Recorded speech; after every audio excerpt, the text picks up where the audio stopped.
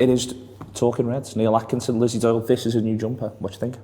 It's very jazzy. I'm into the jazziness. It's a new jumper, French Connection, Cheshire Oaks.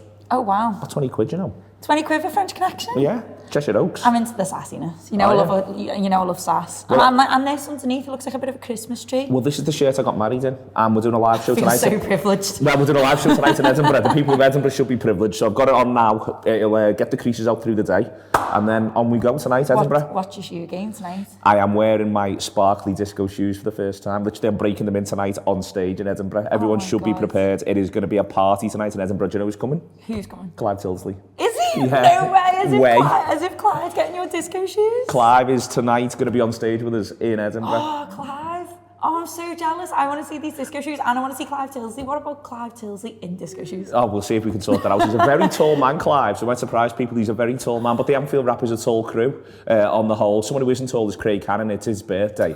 And I feel like I've gifted him Clive for his birthday. When Clive messaged me, I messaged Craig straight away. When you won't believe what I've got you for your birthday, it's Clive Tilsley on stage. And a wedding shirt as well. A wedding shirt and sparkly shoes. That is Edinburgh. That is tonight. That's our live show. We're doing some more live shows. We've announced them today. Well, we announced them earlier, but they're going to be in Ireland. We're doing a three-day tour in Ireland in March. It could be absolutely wild. So, let us know if you fancy a bit of that. You can get all the tickets right now from the venues, or if you just go on our Twitter, which should link through for you. Something else I've got to ask you. In fact, no, not something else I've got to ask you, something I'm going to tell you. I don't think there's anything within reason, and maybe not even within reason, I wouldn't do if instructed by Virgil van Dijk. Oh, wow. I think I'd have to agree with you, Neil. I think it's quite a long list of things that if Virgil said, Neil, do this, I would say, yes, Virgil, and do it immediately. And he's been very emphatic with Liverpool supporters to say, lads, play the game. We're just trying to have a football match here. Can you pack it all in? Yeah, and I think what's important with what Virgil's been saying is to just calm down a little bit. And I know that might seem very stereotypical coming out of my mouth as a Scouser to say that on camera, but it's so important. Let's enjoy the football. I think it's enjoy it. I think that's what I like. That's the thing, isn't it? It's like, can we just enjoy it then? Yeah. Because if we're not going to enjoy it now, then when are we going to enjoy it? 5 points clear, top of the pops. If you've got to enjoy this, because it may not. Even if it does then happen this year, I don't want to sort of in 5 years' time say, hey, do you remember in 2019 when we all went mad for 5 months and didn't really have a great time because we were so het up? Yeah, I mean, if this is the reason you're in football. It's going game by game, realising that you're top of the league. We've got a great football side. We've got Virgil van Dijk, who's our main man, who's telling us all we all need to listen to Van Dijk. We tell our players to listen to Van Dijk, so why aren't we listening to Van Dijk is the main question. Absolutely. Liverpool supporters, no matter what your feelings are on this, if Virgil van Dijk says do it, you are a submissive. That's the way it works. With socks on and sparkly shoes. That's the way it works when the big man himself gets involved. It takes a lot to stand up to him. The next one's Bournemouth at home, and I'm hoping it's going to be a bit of a reconnection. I don't think the weather helped for the supporters in that we were all freezing. Yes. We all got absolutely soaked on the way to the ground. And then even the way the game went, I think the fact that if they'd just made it 2-0, it would have been a massive party. And then there was that anxiety began to sort of creep in because of how it went. But I think a combination of all of those factors didn't help matters. Yeah, and I think that's one thing that I literally have just said this earlier today, is that the weather does not help. And I'm not saying it in terms of how the game was played. Literally, I'm talking about me. Yeah. I was freezing. And I have never drove in snow and ice before. So I'm there, right? And I'm there and I'm watching Firmino taking this unbelievable touch in 10 minutes. And I'm thinking, oh God, the Asda car park's going to be like a slippery ice rink tonight. Yeah, they closed the tunnel and everything. I mean, maybe we should say this to Verge. 62 and I'm there going we should be getting an equaliser, but I'm going should it go down East Prescott Road or should it go down West Derby Road? So that's why my head wasn't in it. Sorry, Verge. I think a lot of us were thinking about our connections. We just wanted to be warm. And it did dampen the atmosphere, but that is literally because it was absolutely Baltic. So you're allowed to be cold, lads. Yeah, we can be cold, and we'll just pass. So I know that the players were probably colder than anyone else, but we'll just pass that over. So we're sorry about it. It won't happen again, Verge. Bournemouth at home. We're going. Normal service will be resumed. Massive party. We'll all be out on the ale afterwards. It's everything that you can ask for. Bournemouth at home is the one. We're not going to talk about West Ham right now because there's so much to go through between now and then. All of that is to come, and we've also done it on a couple of shows. The weekend is coming out. I know that they're going to be doing team talk later on today. That's coming out as well. But the transfer window closed, and Solanke went early in the window permanently. Klein went on loan. You expect Klein to become permanent come the end of the season. But then we got rid of a few. We got rid of Markovic at the very end of the window on a free transfer. He's, you know what, he's going to go to Fulham, and you know what, he's going to do all right. He's going to do all right.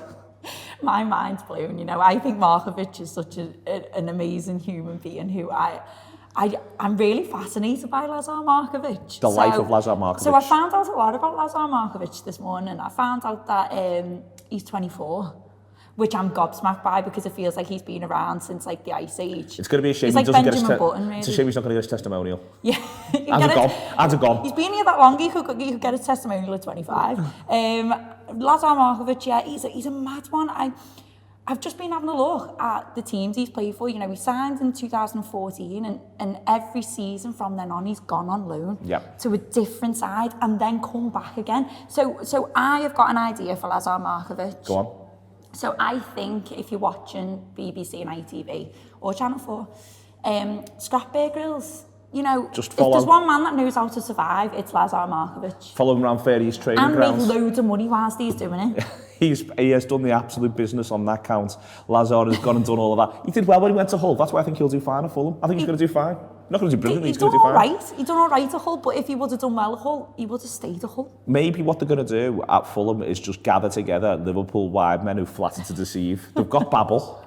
I love Ryan Babel. So they've got Babs. We don't have a bad word said about him. Yep, they've got Ryan Babs. As well. He can rap. They've got Lazar. So they've got Ryan Babs, they've got Lazar. And maybe what they're going to, like somehow Sebastian Leto is going to turn up.